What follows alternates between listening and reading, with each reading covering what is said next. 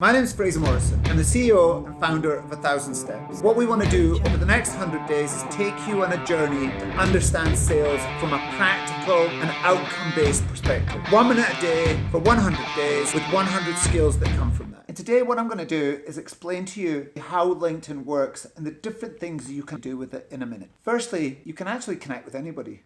I mean, it's amazing. Secondly, you can have conversations with people. You can ask them questions. You can collaborate with them. Third thing, once they've accepted your connection, you get their contact details so you can reach out to them with a phone call or you can reach out to them in email. The fourth thing you can do on LinkedIn is you can do research on the person. You can do research on the company. All sorts of things that you can find about the company or the person you're going to talk to from LinkedIn. Task for today, I want you to connect with another 20 people from your target verticals and your target persona.